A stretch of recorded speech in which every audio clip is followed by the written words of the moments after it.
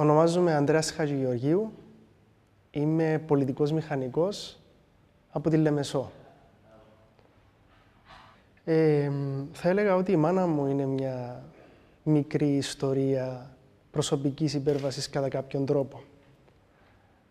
Η μάνα μου κατάγεται από ένα μικρό χωριό της Πάφου, φτωχό χωριό, από φτωχή οικογένεια βέβαια,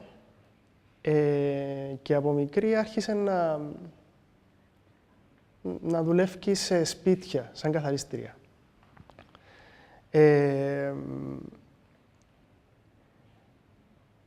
Μέσα στα πλαίσια τότε της αστιφιλίας μετέβηκε και στην Λευκοσία και στη Λεμεσό για να δουλέψει ως καθαρίστρια. Τότε έλεγαν τις δούλες, τις καθαρίστριες. Και ήταν κατά κάποιον τρόπο υποχρεωτικό. Δεν είχε επιλογή. Η φτώχεια ήταν δύσκολη, παρόλο που της άρεσκε το σχολείο και κατάφερε να πάει πρώτη δημοτικού. Μετά αμέσως, αναγκαστικά, μόλις μεγάλωσε λίγο, έπρεπε να σταματήσει το σχολείο για να δουλέψει. Όταν ήταν σε ένα σπίτι και δούλευε, ήδη ήταν τότε 17 χρονών, 17 ή 18 χρονών, προξενέψαν της. Ήταν μεγάλη οικογένεια όμως. Ήταν πολύ μεγάλη οικογένεια. Η μάνα μου είχε άλλα 11 αδέρφια. Οπότε ήταν δύσκολο να συντηρήσει ο παππούς σου, ας πούμε, την οικογένεια. Γι' αυτό έπρεπε. Ήταν δύσκολο να τη συντηρήσει, γι' αυτό η μάνα μου ήταν η πιο μεγάλη της οικογένειας εντωμεταξύ. Και είχε τη μοίρα να μπει πρώτη στη διαδικασία τούτη, να μπει στη δουλειά, να μετακομίσει σε μεγάλο σπίτι.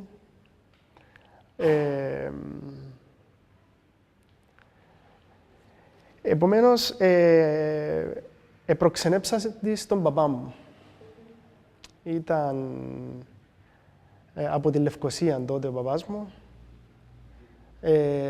Για την τότε εποχή, η οικογένεια του παπά μου, ο παππούς μου, ήταν λίγο πιο πάνω από τα χαμηλά στρώματα, δηλαδή κοντά στο μέτριο οικονομικά. Σαν, ας πούμε, μεσαία τάξη της εποχής του. Σαν, ας πούμε, τα χαμηλότερα στρώματα της μεσαίας τάξης, θα έλεγα.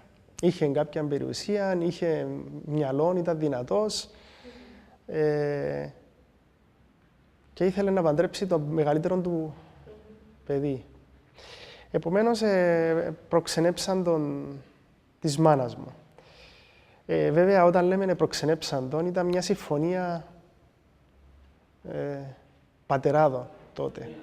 Ο παππούς μου με τον άλλο μου παππούν συμφωνήσαν ότι θα παντρέψουν τα παιδιά τους.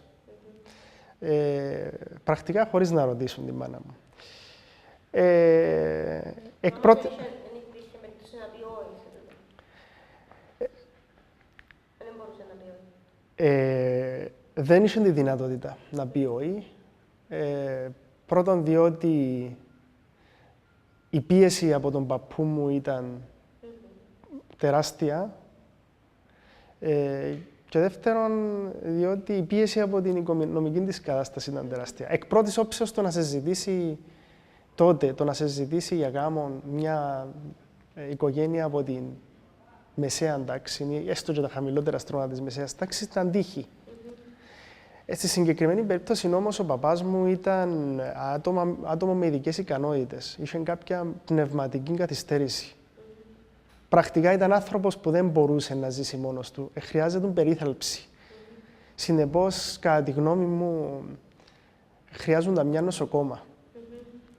Θέλαν έναν άτομο ο οποίος θα αφοσιωθεί, αποφάσισαν ότι κάποιος πρέπει να αφοσιωθεί, να τον βάλει στα πλαίσια της οικογένειας, να κάνει οικογένεια, με κάποιον τρόπο. Επομένως, ο πιο εύκολος τρόπος ήταν να τον παντρέψω. Η μητέρα μου ήταν όμορφη, ήταν υγιής, ήταν έξυπνη, δραστήρια. Ήδη με τα πρώτα της λεφτά είχε να αγοράσει ένα σπιτάκι στο χωριό καλύτερο και έμεινε η οικογένεια της. Δηλαδή έκαμε και μια προσφορά στην οικογένεια. Έκαμε προσφορά, βοηθούσε.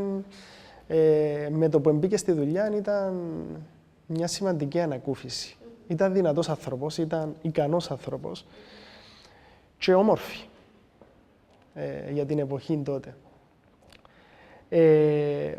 Όμως επέβαλαν τη στον παπά μου. Πόσο χρόνο είναι παντρευτικά? Παντρευτήκα 19 χρονών.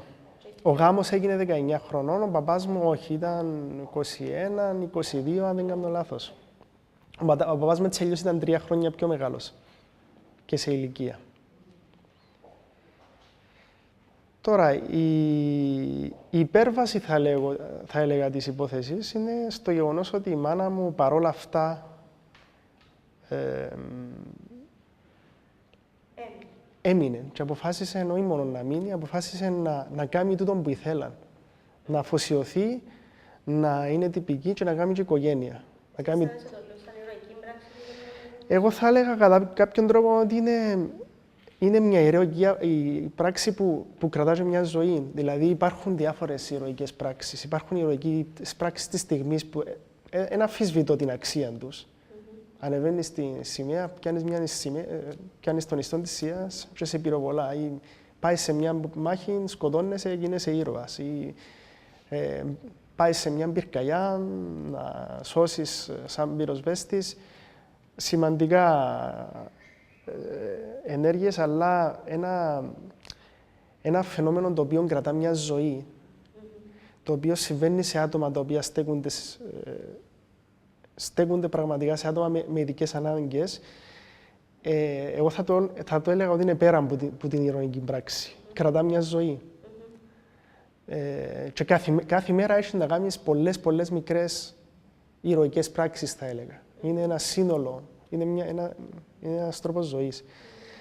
Εσύ γεννήθηκες πόσο μετά από παντρευτικά? Εγώ γεννήθηκα 3 χρόνια μετά από το γάμο τους. Δηλαδή η μάνα μου πρέπει να ήταν 22, κάπου εκεί. Όταν γεννήθηκα στη Λεμεσόν. Ξέχασα να πω ότι μετακομίσαν στη Λεμεσό. Η μάνα μου τότε, αν δεν κάνω λάθος, ήταν σε ένα σπίτι στη Λεμεσόν. Ο παπάς μου Λευκοσία, κάπως έτσι. Τους βρήκε ο παππούς μου έναν σπίτι βοηθητικά στη Λεμεσόν, Σπίτι σας που μεγαλώσατε? που μέχρι στιγμής μένουν. Αντιλαμβάνεστε ότι ήταν δύσκολα τα χρόνια, διότι ο παπάς μου δούλευκε, αλλά και μάλιστα βοηθούσε τον όποτε μπορούσε ο παπάς του, ο παππούς μου, με το να του καθοδηγεί στη δουλειά του. Αλλά παρόλα αυτά, επειδή ακριβώς ήταν άτομο με ειδικές ανάγκες ο παπάς μου, ήταν πάντα σε προβλήματα με τη δουλειά του. Σε οικονομικά προβλήματα, σε περιπέτειες άλλες. Ήταν δουλειές οι οποίες... Εκμεταλλεύκονταν τον Γιώνας, ίσως. Ναι, ακριβώς. Ήταν δουλειές οι οποίες ακόμα και 100% στιβαρός νοητικά να είσαι, δεν ήταν εύκολο πάλι. Σκέψου κάποιος άνθρωπος ο οποίος ήταν αγράμματος, μόλις που ήξερε να θκευάσει λίγο τα γράμματα, δεν ήξερε να γράψει, με πνευματική στέρηση, κατά κάποιον τρόπο, μια μορφή πνευματικής στέρησης, να μπορέσει να αντεπεξέλθει. Ήταν πάντα δύσκολα τα πράγματα. Αντρέα, να σας ρωτήσω λίγο, εσύ πώς αισθάνεσαι ως γόνος τέτοιας οικογένειας και τα πράγματα που χρειάζεται εσείς σαν παιδιά να αντεπεξέλθετε με κάποια πράγματα και πώς η μάμα σου σας διαχειρίζεται μέσα σε αυτή την κατάσταση. Δηλαδή, έκαμε σας ποτέ να νιώσετε την κατάσταση άβολα, περίεργα ή να νιώσετε ότι η μάμα σας ήταν τόσο δυνατή η στήριξη της, ώστε δεν το νιώσατε το πράγμα, δεν νιώσατε δηλαδή ότι υπήρχε πρόβλημα. Πρώτα να πω ότι μεγαλώνοντας ένιωθα πάντα μια λύπη για την πορεία της ζωής της μάνας μου. Με την έννοια ότι θα μπορούσε να ζήσει μια ζωή πιο ευχάριστη. Να υπήρχε έρωτα στη ζωή τους. Είναι κατάρα για έναν άνθρωπο να με ζήσει τον έρωτα. Η μάνα μου δεν τον ένιωσε τον έρωτα. Μπήκε σε ένα γάμο, φαντάζομαι όπως και πολλοί βέβαια της τότε εποχής. Είναι αποκλειστική κατάρα. Πατριαρχική κοινωνία, ναι. Αλλά όμως ένιωθα μια λύπη το ότι κάπου εγκλωβίστηκε κατά κάποιον τρόπο. Δεν μπορούσε, μπήκε σε μια πορεία, έπρεπε να κρατήσει τον παπά μου, έπρεπε να κρατήσει την οικογένεια της. Λίγο εξεχάστηκε ο εαυτός της. Και το πράγμα, όσο μεγαλώναμε και αντιλαμβανόμαστε, νιώθαμε μια στεναχώρια, μια λύπη. Και δεν μπορούσαμε να κάνουμε εμείς κάτι για το πράγμα. Είναι καθαρά προσωπικό, είναι καθαρά κάτι που έπρεπε να το καθορίσει η ίδια.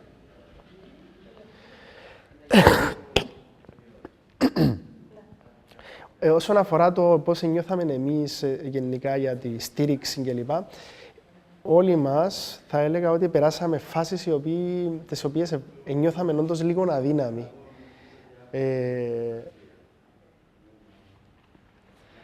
Νιώθαμε ότι θέλαμε τη στήριξη ενός πατέρα παραπάνω, ενός πατέρα που θα μπορούσε να μας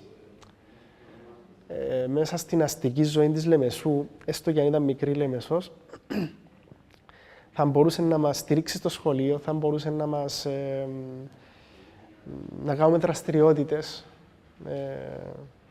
Παρόλο που αγαπούσε μας πάρα πολλά, παρόλο που προσπαθούσε ό,τι μπορούσε να έκανε, πολλές φορές νιώθαμε κάποια αδυναμία, κάποια έλλειψη στήριξης, κυρίως πνευματικής στήριξης.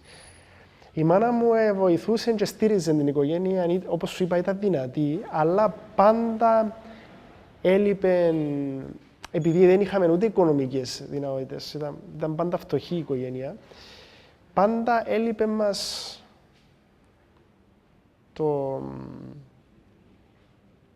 τη στήριξη από έναν δυνατόν πατέρα.